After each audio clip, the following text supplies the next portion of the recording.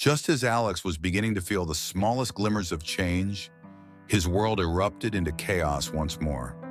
It started with a phone call, one that made his stomach drop before the first words were even spoken. "Alex, I need to talk to you," his business partner David said, his voice tight with tension. "I've made a decision. We're taking the company in a new direction, and I'm moving forward without you." Alex felt the blood drain from his face. "What are you talking about? We've been partners for years. We agreed on the vision." David's voice faltered, but his words were sharp. "I know, but things have changed. I think we've reached a point where your approach to leadership, it's not working anymore. We're not seeing eye to eye, and I've found someone else to take over." The room spun, and Alex could barely hold on to the conversation. His mind raced, bouncing between disbelief and fury. How had things gotten so bad? Just weeks ago, they had been working late into the night, brainstorming new ideas, strategizing the future. And now in one phone call, it was all slipping away. David's betrayal felt like a punch to the gut. Alex had trusted him, had relied on him for so many years. This sudden shift was impossible to process. He had just begun to embrace the idea that success could come with ease, that discipline didn't need to be a battleground. But now, faced with this backstab, everything he learned seemed like a distant memory. His mind screamed at him to fall back into the old habits, to force his way through the betrayal, to double down on work, to push even harder. But as Alex prepared to storm out and confront David, another wave of uncertainty washed over him. The methods Evelyn had taught him weren't just about doing more. They were about responding differently to challenges. Could he apply those principles now, when everything felt so raw? Or was he doomed to repeat the same patterns of sabotage? The following days were a blur of phone calls, meetings, and increasingly frantic thoughts. Every time Alex tried to pull himself out of the wreckage, something inside him snapped. It wasn't just the business that felt like it was crumbling, it was everything. His health, which had been improving, suddenly took a turn. The stress from the betrayal hit him hard. He couldn't sleep, couldn't eat properly, and found himself spiraling back into the anxious patterns he thought he had left behind.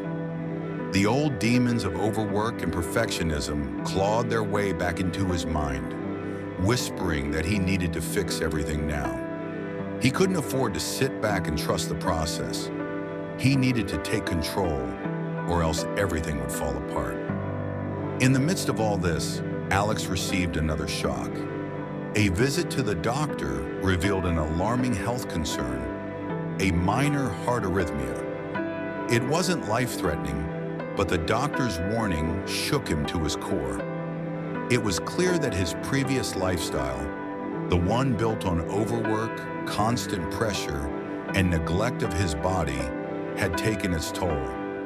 But as the doctor spoke, something in Alex snapped.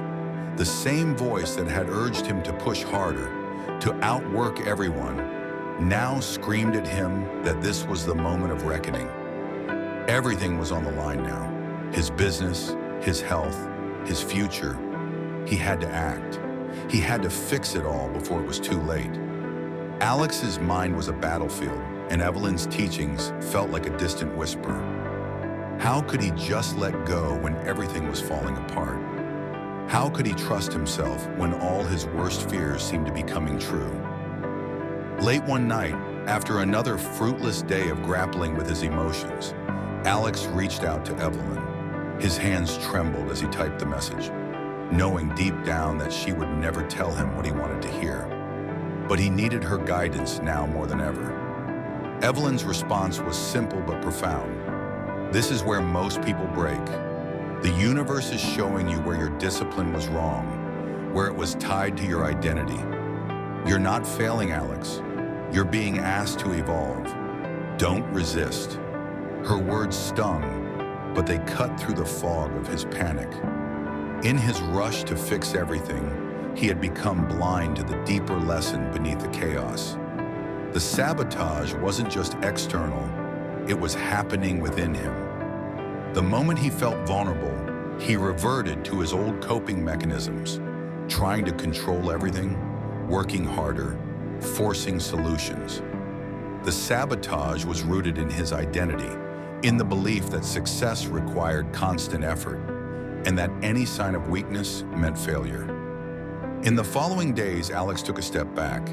He paused. He breathed.